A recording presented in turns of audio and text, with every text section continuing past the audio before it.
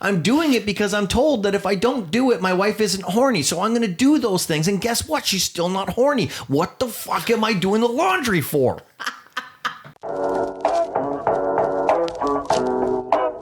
You're listening to the Laughing Couple podcast with your hosts, Brittany and Ryan Ostafy.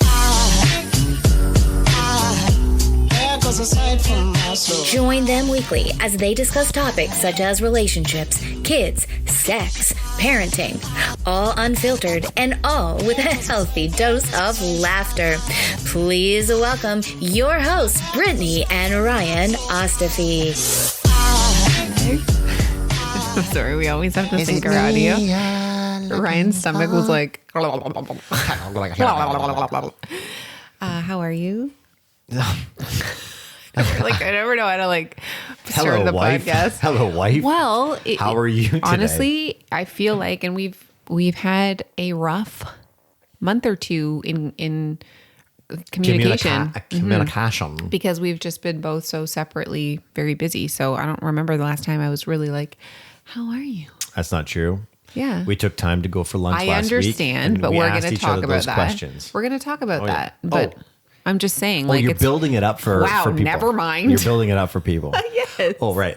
Let me etch-a-sketch that. Yeah, we're having a hard time. We're going to work through it. We were really struggling to make time for each other because we both are in a very busy season of our careers.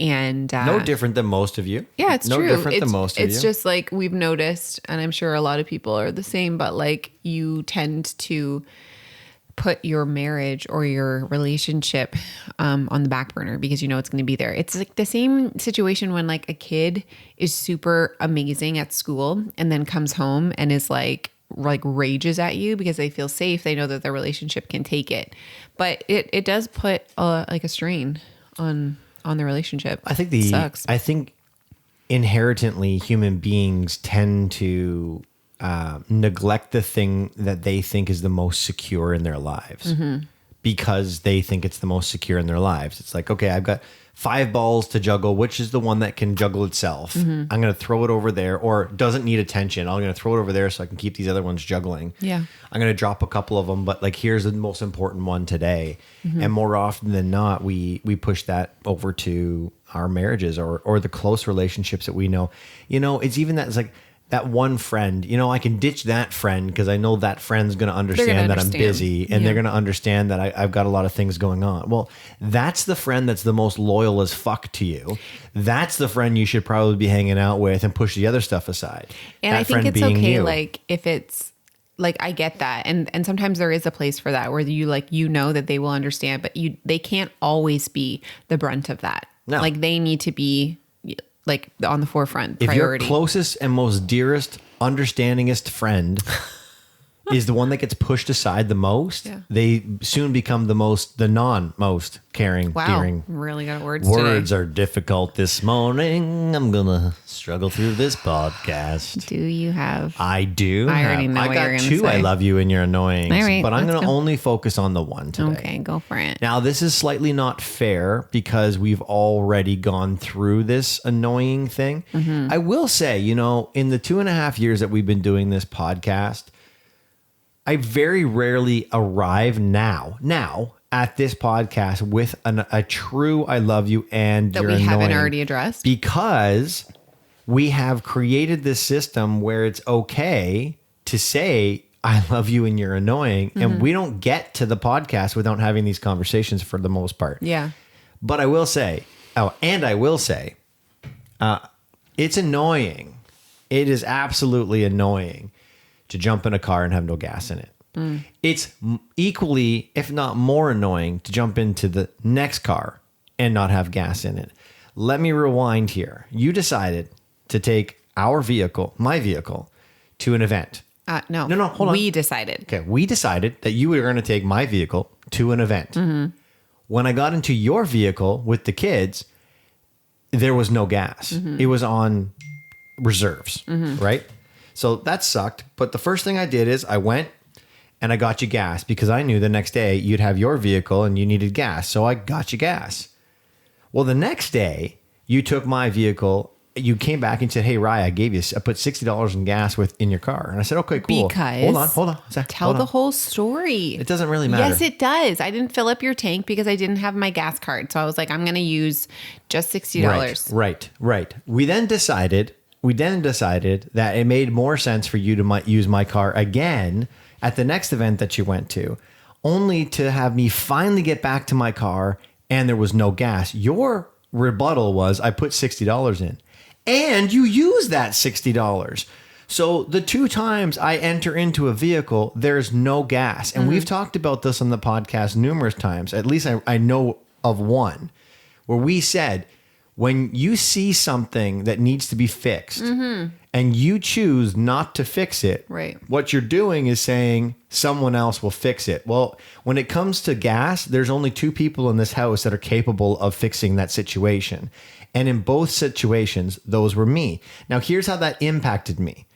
It impacted me because I wasn't planning on the second time going to a meeting, not having gas. And so I had to make the decision, am I going to be late for the meeting because I have to get gas? Or am I going to be late getting home from the meeting to pick up the kids because I have to get gas? Because there was not enough gas in my car to do both trips without getting a fill up. Yeah, that's annoying. That's annoying. Super annoying. Speaking of like leaving something if you're not going to do it. Are you entering yours now? Yeah. Okay. Just like it's a good segue. I think that I've told you, I don't know, at least 2 times a week that I would really appreciate it if you would clean off your face pubes from the toilet. And you're like, yeah, I will. Have you done that? No. Oh, okay. So here's the thing. There's only 2 people that will do those things. And if you don't do it, then it's me. And it's really, really annoying because I ask you to do this literally like 2 times a week. And I've asked you this probably for a month now. And it's very frustrating because, again, I'm the only one that deep cleans the bathroom. And it's one thing that I don't want to have to do. So right.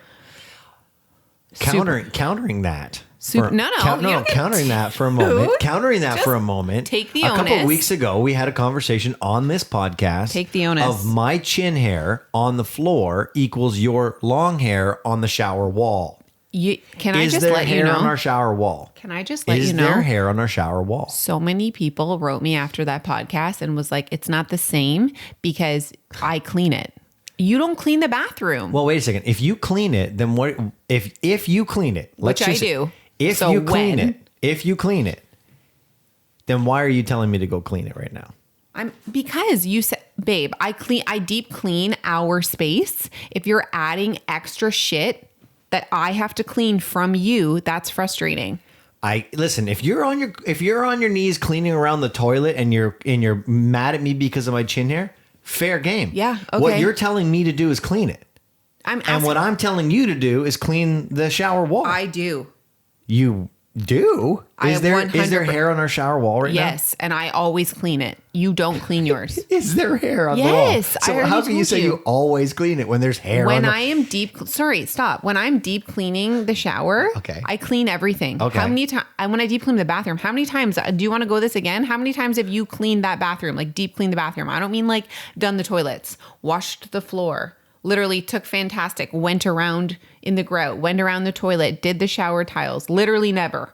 So I'm cleaning the whole space. Uh-huh. You don't clean the whole space. So to add extra stuff to my job is very frustrating. I already took the gas comment. I took that with strides. You're right. That's really annoying. Yeah. You need to take ownership to this. I am. No, you're not. You're like, that's not, but. It's annoying. I get it. It's annoying. Stop doing it or actually start doing it. However, all I'm saying is if you're making me responsible to clean it, which you should, I should be cleaning it. Let's be clear. It's my chin hair on the ground. I should clean it. I'm not even arguing that for a second. You sound like you are. I'm saying if I was the one cleaning it, then your rebuttal that you're the one that cleans the shower, then clean the shower. Okay. I'm so annoyed right now. Let's move on. I understand why you're annoyed because you're caught in a corner. No, I'm not. Caught in a corner, call William Qatar. Oh my God. Anyways, we're going to talk about 2 different things today. The first thing we're going to talk about is something that we tried to talk about a few podcasts ago, but we didn't have time because this gets Ryan really heated. It's a conversation about the term default parent. So the default parent is basically a term that we've used for the last year or two that talks about the parent that takes on the most responsibilities with the kids. And so within the household. Yeah, within the household. So or without, like doing this is or it's totally defined in another way. No, I'm just saying, like, the default parent, like, this is the person that has all of the school day emails, is the person that organizes extracurricular, doctor's appointment. Like, that's the default parent. Okay. So Ryan, like, I've noticed if I've had a conversation with him and like I mentioned something, and it's never me referring to myself as I'm the default parent. It's like I watched something and whatever. I always noticed that Ryan would get a little like short with me. He'd be like, and then finally he was like, I just need to let you know, like, I fucking hate that term. I fucking hate that term. So we decided to unpack why you really dislike that term.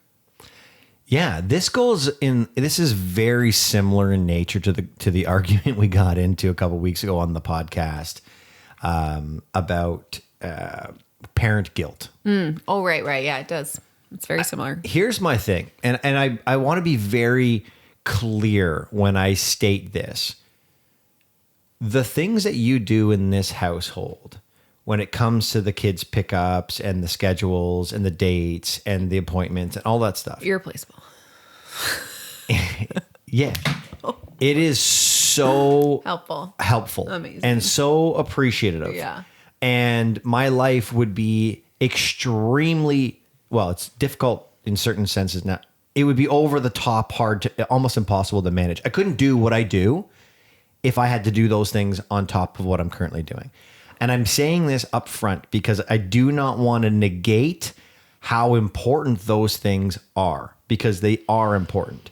What I'm saying is, inside our household, we have defined roles and responsibilities to make our unit work. It is a unit. Like a circle, there are no squares, there's no corners. Remember that movie? It's like a circle. It's endless.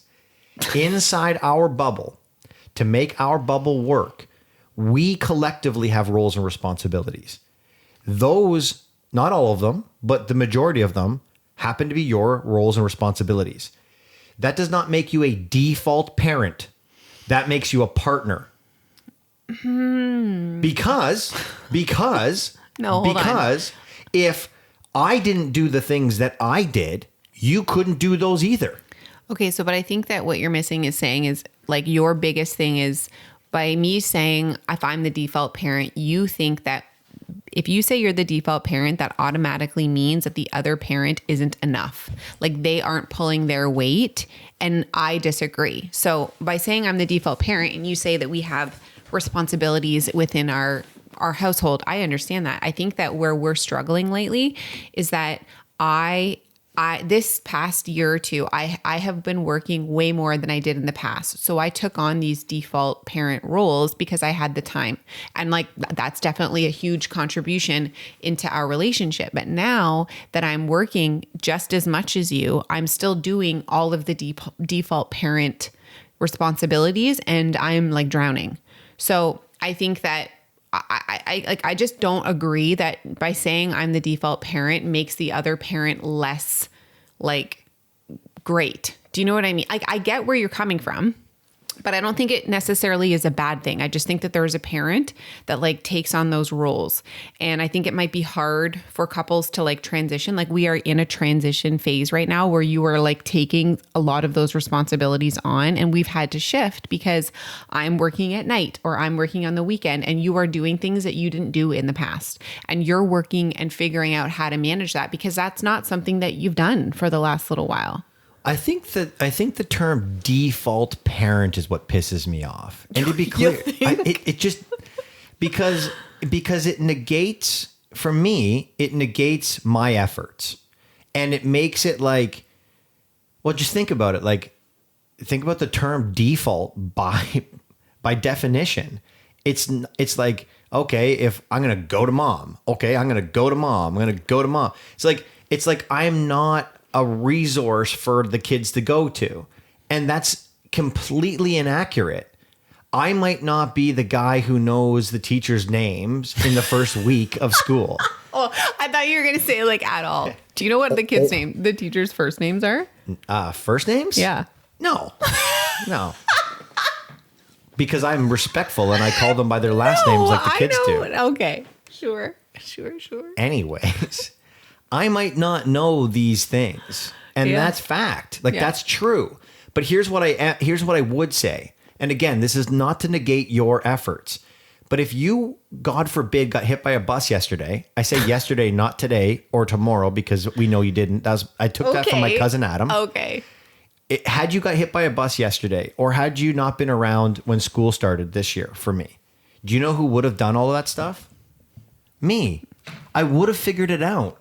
I don't have to figure it out because I have a partner who figures it out. So I think maybe in a relationship, the default parent might have to take some onus in this and say, like, and I say this sometimes. I'm like the other day, it was pizza day orders, and I just didn't want to go through explaining it, how to like log on to the school program to order the pizza day thing, because it was really confusing and I already knew how to do it.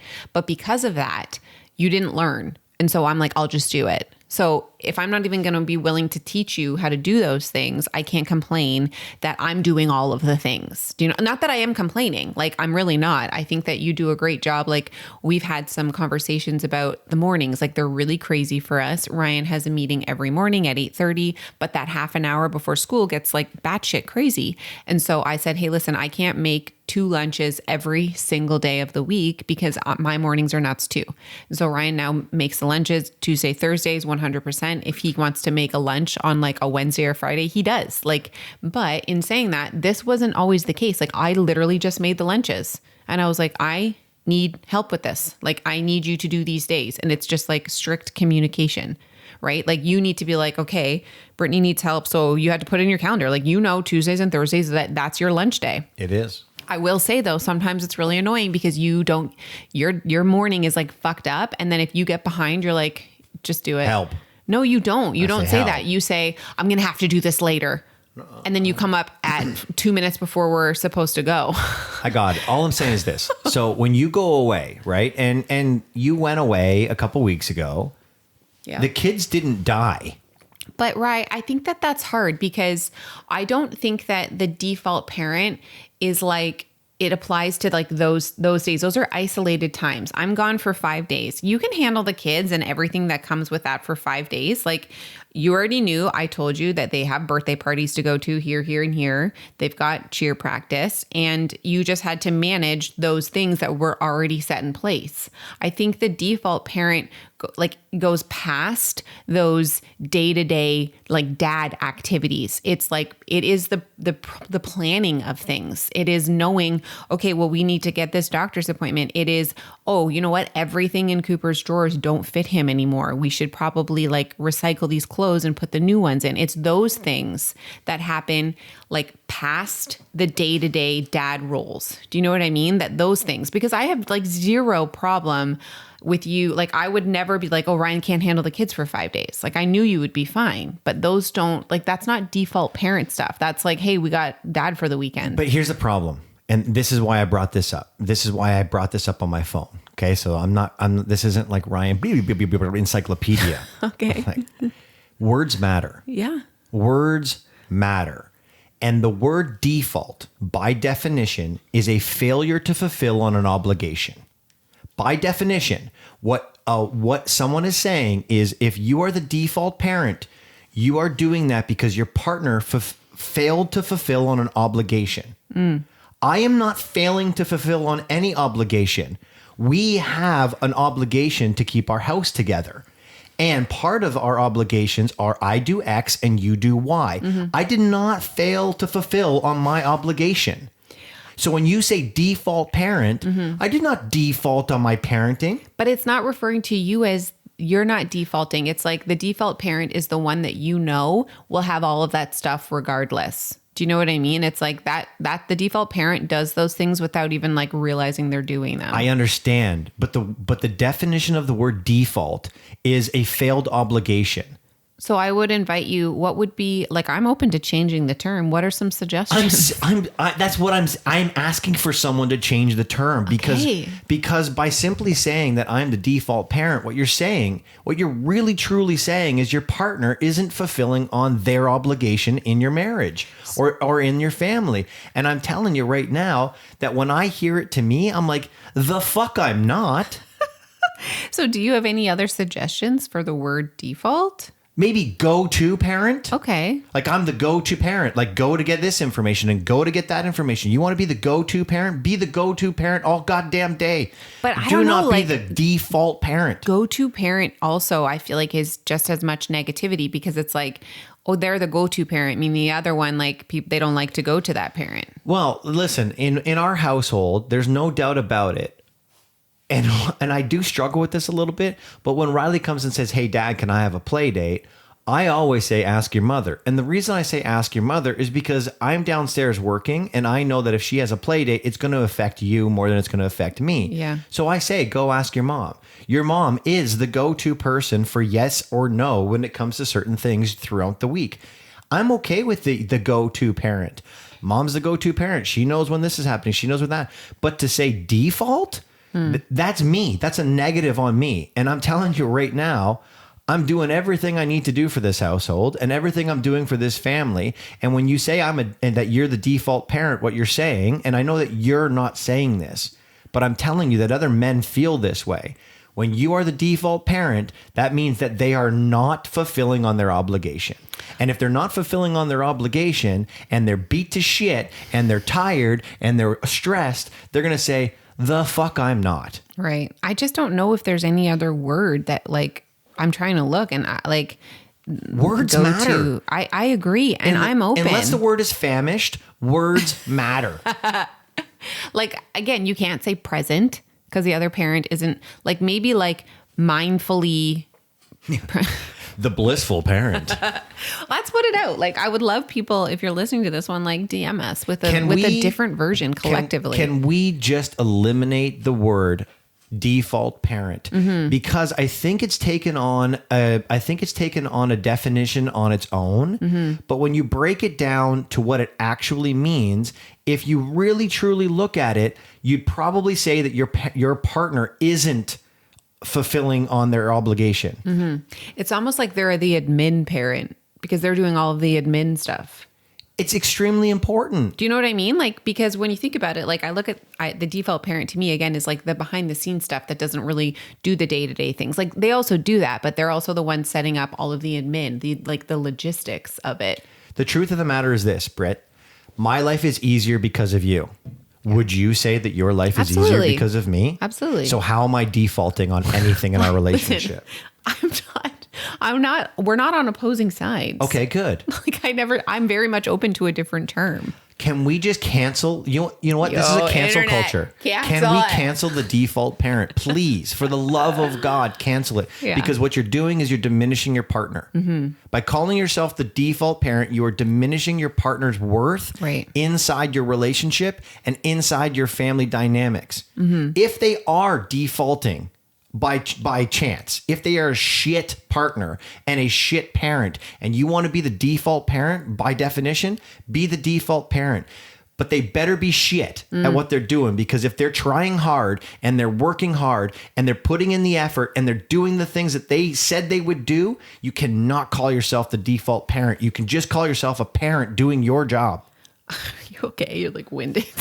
I feel like there needs to be like a crescendo of music. I digress. I'm thinking I kind of like the term management, like manager parent, because they like manage everything like on the back end. You know? Yeah, you like can call the parent manager. Call yourself operations, ops.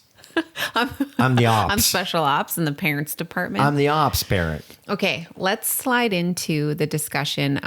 I watched this video. I sent it to a couple of my friends too. Are we okay and they were to like, move on? "Oh, yeah, I think so. I feel good with that. Are you feel good?" I feel like a lot of weight is off of my shoulder by getting that out. There you go. Well, we've already talked about I have not been able to articulate that effectively. It's lovely. And now that I can articulate that, I do appreciate it. I feel less light. I feel light. Less light. I feel lighter. I feel less heavy. I definitely feel, I understand more about what you mean, like why that word really triggered you. I do understand that and I respect it. Thanks. You're welcome. So moving on to this video that I saw. That was nice. Okay. That was nice of you.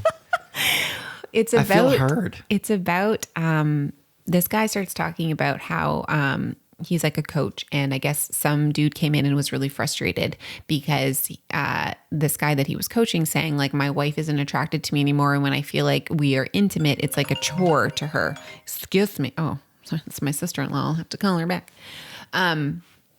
Anyways, so he's talking about how this guy feels like his wife is being, when she has to be intimate, the key word is has to be, it feels like it's a chore and he doesn't feel like she wants to. And so he introduces this term called, well, it's not really a term, it's a sentence. It says, sorry. He introduces a sentence. No, he put words around a subject that I feel like a lot of people will be able to relate to. And he says, what is the bridge to intimacy? And he then says it's empathy. So what is empathy? It's emotional understanding. So empathy is the bridge to intimacy. And when you have a partner who isn't empathetic and, transactional, like that person, in this case, the wife, isn't feeling heard, she isn't feeling seen. And then because of those things, she doesn't feel emotionally fulfilled. And then her husband comes up and is like, yo, like, I want to have sex. And she's like, this is not, I'm not feeling this, right? Like there isn't that intimacy in emotion there. And like, we've talked about this multiple times, a lot of the times, and this is blanketed, but women. We had a great podcast on this subject matter. Right. Women also feel that like when you're intimate, it's emotional, right? Like, yes, there's time for just sex, but like a lot of the times in like a marriage or a long-term relationship, there's a lot of emotion attached to intimacy. So the fact that this guy was like, I just feel like it's transactional. You know what I also thought was really, really powerful when he said these men who show up in their life, who have all of this attention on their business, on everything exterior, and they put all of this effort in, it's all transactional. And then they get to their wife and they're also treating it transactional. It doesn't flow. Like that does not work, but they are so used to being over in this space where all of these things are transactional. Like it's a strange transition for men specifically to meet her at her emotions. Do you know what I mean? Anyway, I just was like, we'll post the link to it in the show notes because it's a really powerful little 2-minute clip. But yeah, I really enjoyed it. Here's the thing.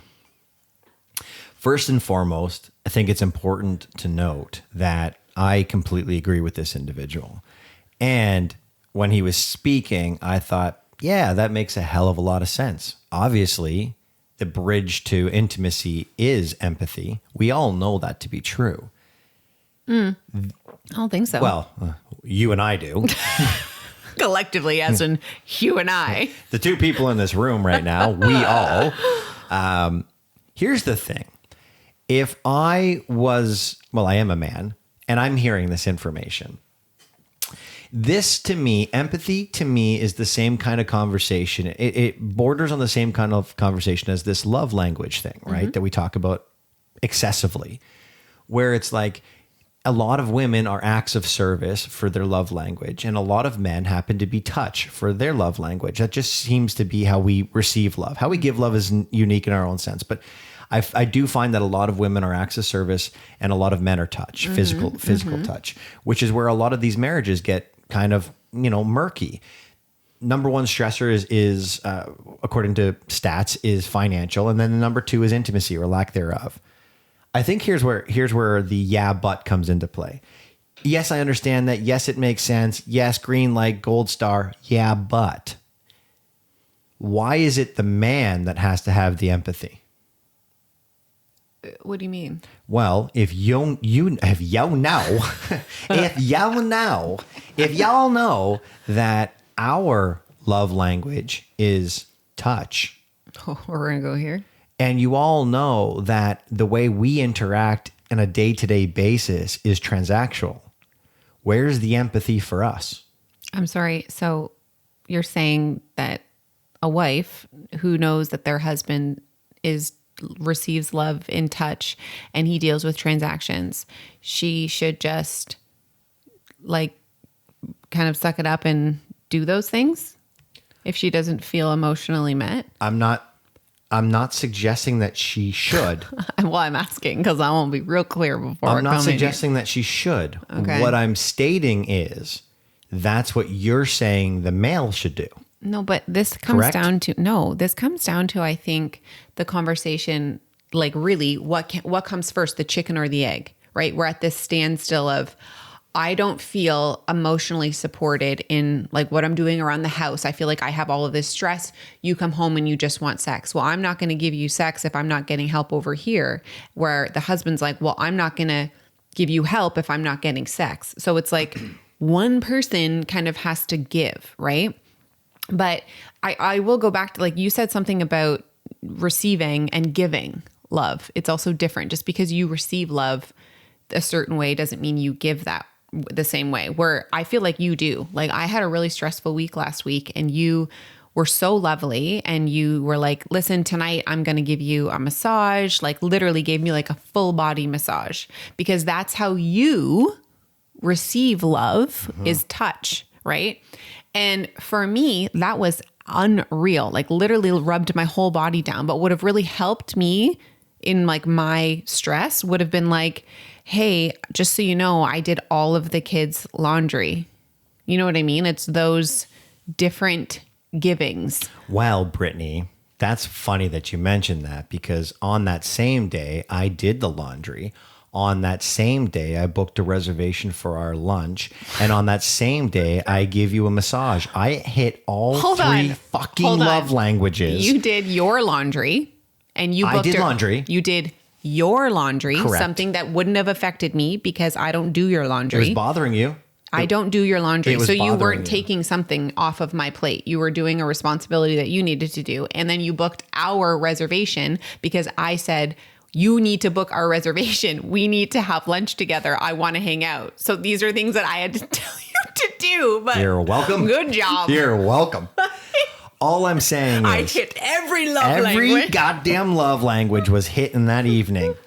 Anyways, what I'm saying is this. My way of giving love is not touch. My way of giving love is gifts. Yeah, I agree. I gift. That is what I do. So maybe this is more just like a learning situation for us. Although I loved that so much. And if I'm super stressed out, I would absolutely also enjoy that again. But like taking on something that you know that I deal with as default. I'm going to fucking lose it.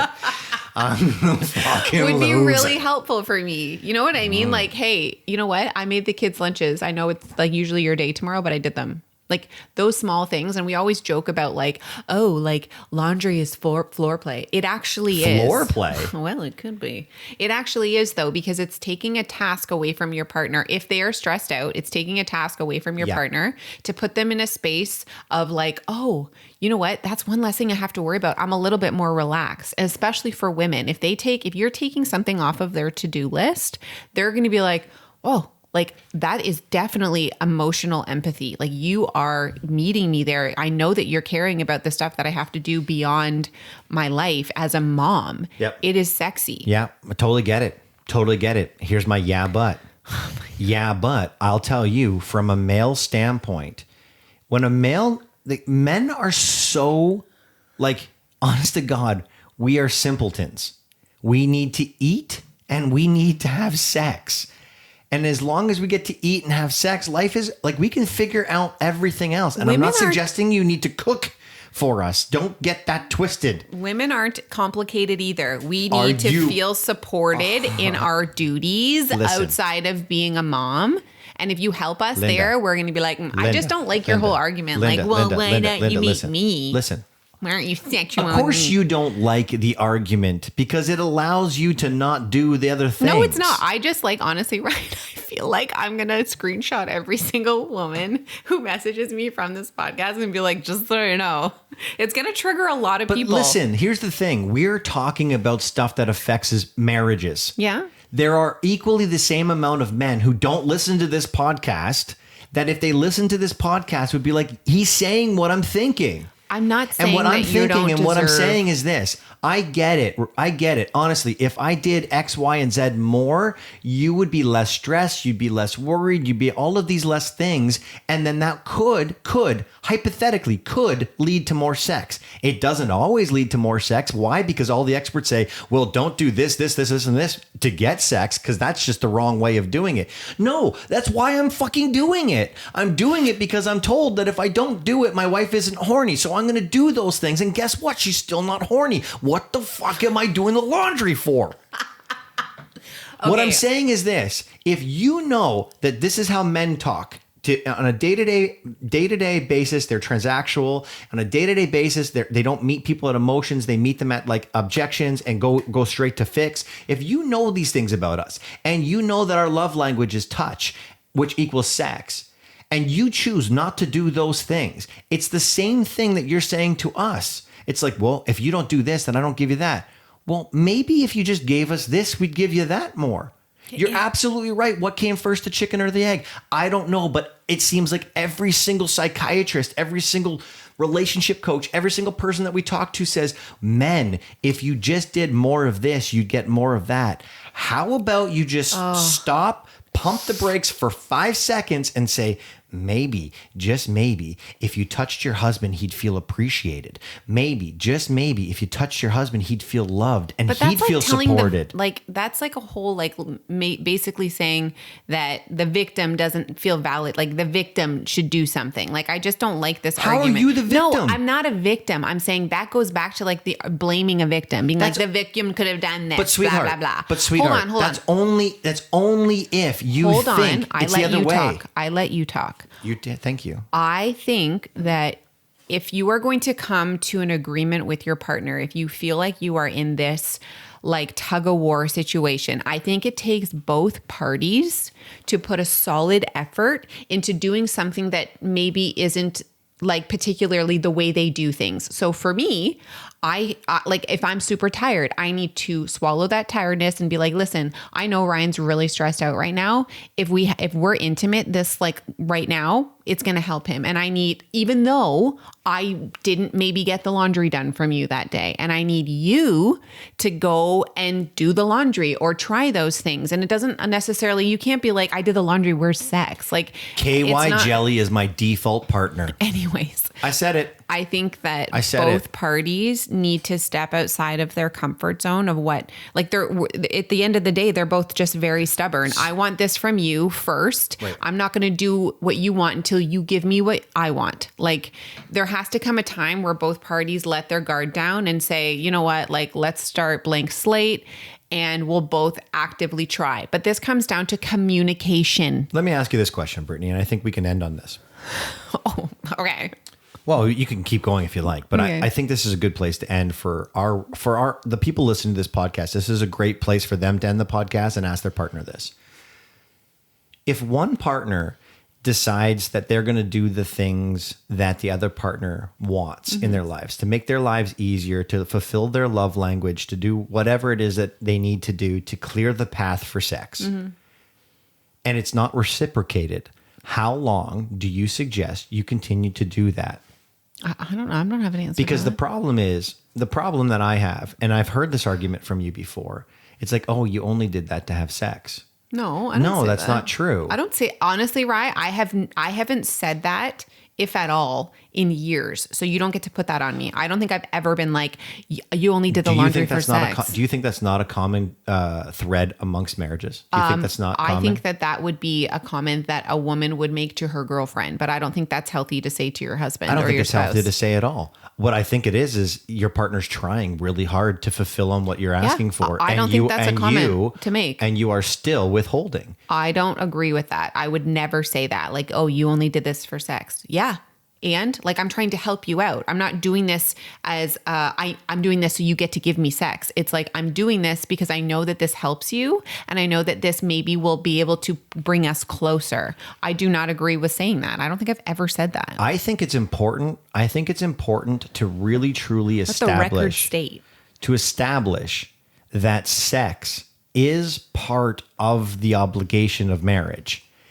Just like it is. That's a As long as both parties are want it. Yes, okay. As long as both parties want it. Just be careful that those words could be twisted. But here's what I'm getting at.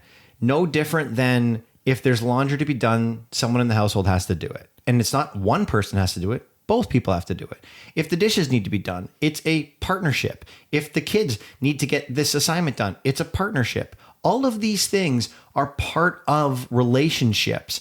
And there are rules and regulations around how to build a successful relationship. Yeah, there you go. Freudian slip. And I think that if sex is not part of that, the marriage is not going to be at the highest level that it can possibly be at.